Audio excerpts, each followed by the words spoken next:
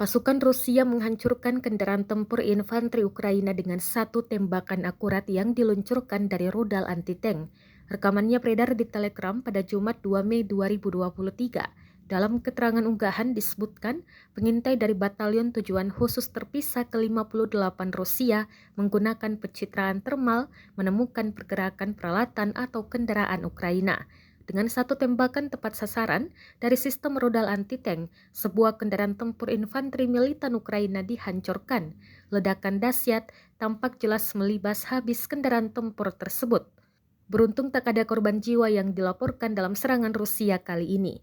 Perang di antara pasukan militer Rusia dengan Ukraina hingga hari ini, Jumat 2 Juni 2023 terhitung telah berlangsung 464 hari lamanya. Konflik yang terjadi di antara negara bertetangga itu hingga kini terus berlanjut dan belum terlihat akan segera berakhir.